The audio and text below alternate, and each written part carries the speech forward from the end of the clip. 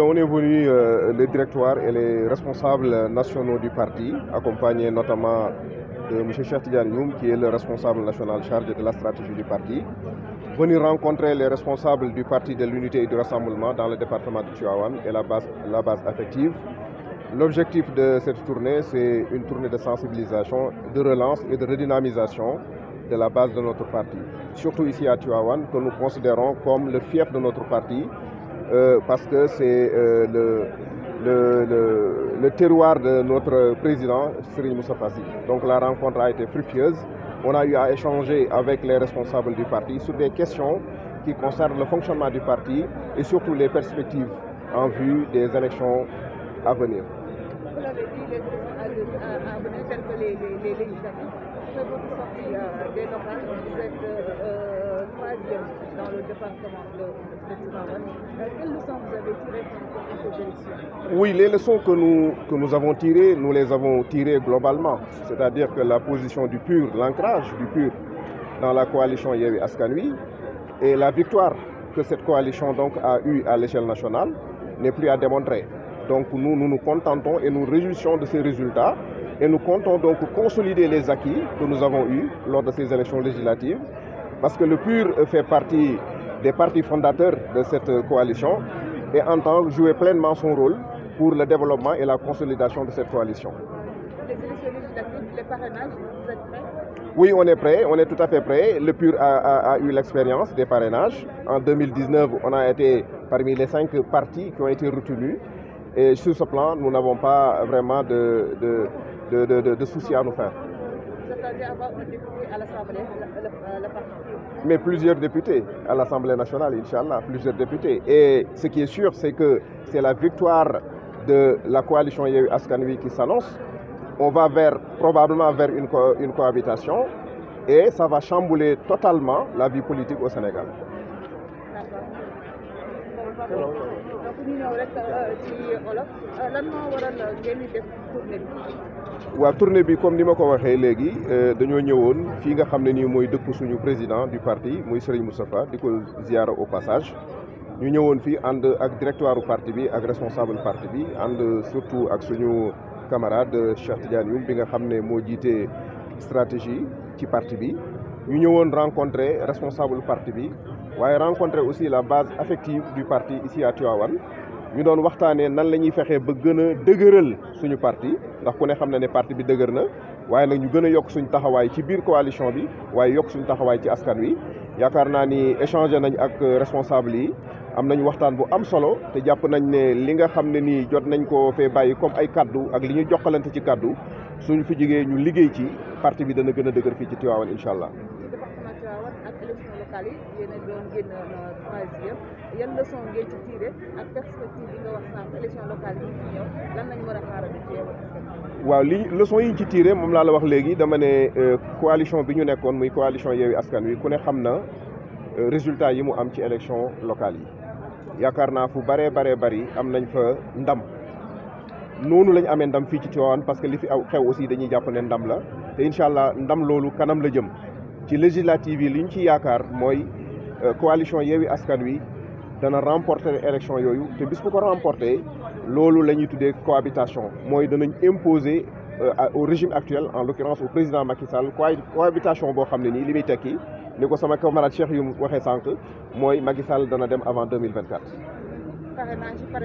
parrainage yi pare nañu PUR tàmm na koo def te fa ñu jaaroon barki démb fa la ñuy jaaraat incha allah. ndax PUR dafa bokk ci parti yi nga xam ne nii en terme de structuration ak aussi de représentativité à l'échelle nationale benn parti mënu ko fii ci Sénégal donc sur ce plan amuñu ay soucis yu ñuy def incha allah. non tournée bi am na fenn fu ñu jëkkee dem nañ Thiès dem nañ Dakar ñi ngi Tivaouane te buñ fi jógee aussi am na feneen fu ñuy dem c'est une tournée nationale. danañ dem fépp au Sénégal incha allah. fépp la ñuy dem incha allah du ñu bàyyi fenn waaw merci beaucoup. Ok, bonjour, je m'appelle Gorgui Dia, je suis le SG de la fédération départementale PUR de Tivaouane. Par ailleurs aussi, j'étais le candidat de Yewwi Askan Wi lors des élections passées pour le département de Tivaouane. Voilà. Aujourd'hui, le directoire est venu ici à Tivaouane. Qu'est-ce qu'on peut tirer de cet échange? D'abord, on les remercie d'avoir fait de Tivaouane donc leur priorité, parce qu'on était en réunion nationale le samedi passé. On avait initié une série de tournées. Ils ont débuté par Dakar. Ils ont fait ce matin l'étape de Thiès. Aujourd'hui, ils sont présentement à Tivaouane, donc dans le cadre de leur tournée de relance des activités du parti. Nous sommes au sein d'une coalition, la coalition Yewwi Askan Wi, mais cela ne doit pas nous empêcher de mener la vie de notre parti, parce qu'on a un parti politique qu'on doit animer. C'est dans ce sens-là que le directoire a initié donc cette série de tournées et on s'est entretenu avec eux sur plusieurs questions, notamment l'évaluation des élections passées, les perspectives concernant les élections à venir, le parrainage et les finances du parti. Donc on s'est longuement entretenu sur ces différents aspects.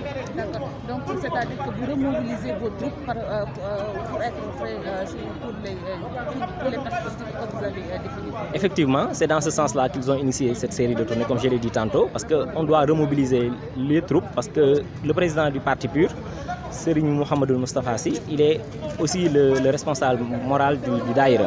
Donc lorsqu'ils ont initié cette série de tournées, ils ont confié à cette rencontre-là les responsables du parti PUR, mais aussi les responsables du mouvement. Donc pour qu'on puisse travailler ensemble pour la réussite, le triomphe donc, du PUR au niveau du département, mais aussi au niveau du Sénégal, à travers donc, la coalition Yewwi Askan Wi. Qu'est-ce que Yewwi Askan Wi peut attendre de vous dans le département? Donc nous, on se dit toujours qu'on est dans Yewwi Askan Wi et on compte y rester. Donc si on est dans une chose et on compte y rester, on doit tout mettre en œuvre pour que cette chose-là marche. On est dans ce sens-là, dans cette dynamique-là. Et les autres responsables avec qui nous partageons cette coalition en sommes conscients.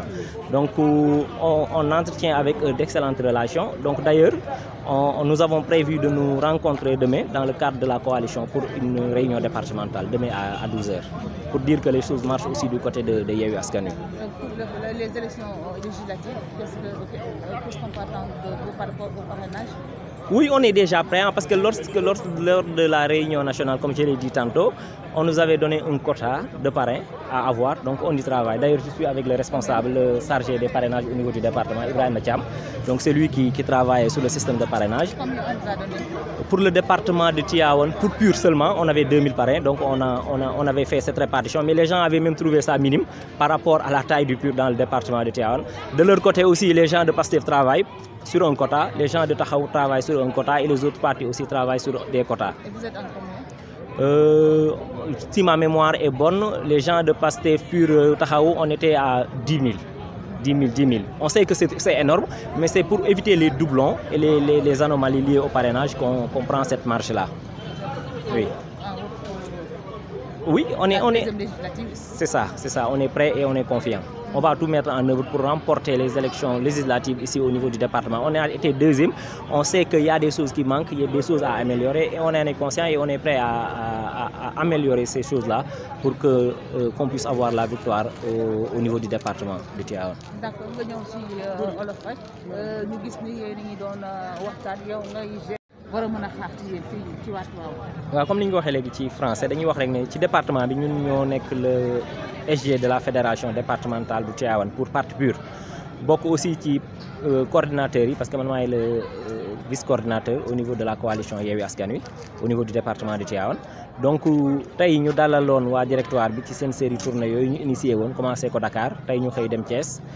Instant bii ñu nekk Tivaouane envisager léegi nii continuer vers le nord donc ñu ngi ci série tournée yooyu noonu mais li nga xamante ne nii moom la ñu mën a jàpp ci tournée yi mooy dañu jugee élection jëmaat élection il faut que nag boo jugee élection jëmaat élection nga évaluer élection yi nga jugee mais aussi nga xool perspective yi nga am par rapport ak élection yi di ñëw pour nga mën ci échanger ak ñi nga xamante ne nii ñoo nga seqal terrain bi ci cadre boobu ci lañ ñëwee tey on s'est longuement entretenu ñu échanger bu baax a baax ci parti bi ci coalition bi mais aussi ci élection législative yi di ñëw. ci élection législative bi parrainage bi wax nga ko ku nekk jox nañ leen sa quota yéen waa PUR ñaata quota dañ leen jox ak xam parrain ngeen. waaw ñun waa PUR ci coalition bi au niveau du département 2000 parrain lañ ñu joxoon ñu benn site internet boo xam ne ci lañ ko war a balancer. Le responsable chargé du parrainage est là, Ibrahima Thiam, moom moo ci doon liggéey au niveau du département pour le compte de PUR bien sûr, parce que niñ ko organiser mooy parti bu nekk dafa am liggéey bu nga xamante ni nii moom lay def ci parrainage boobu noonu. ñun du côté de PUR sunu 2000 yi bi ñu ko répartir sax nit ñi dañu jàpp ne dafa faible parce que plus mënoon nañu am plus à nous seuls. Donc def nañu travail bi def nañu répartition bi déjà mën nañu wax ne 2000 yooyu moom am nañ ko déjà présent. Donc mu ngi des rek ñu exploiter données yi donc traitement bi pour que samedi la ñu war a def restitution bi de manière générale le samedi prochain incha allah. Au niveau national yéen a ngi ci ñaata. Bon loolu nag awma chiffre bi exact parce que nekkuma di travail au niveau national mais xam naa ne daal répartition bi ñu def tenir nañ compte ci marge bu am solo parce que tey jii ci boo xoolee arrêté ministre bi ngi wax 1000 par région rien que le département de Tivaouane ñu wax ñu 2000 donc pour wax la ne la kon ñoom xam nañ li ñuy def te xam nañ ne mën na am doublon xam nañ ne mën na am ay anomalie ay défaut de signature et tout ça moom moo tax ñu wax ne nañu liggéey ci anam boobu noonu. Merci beaucoup.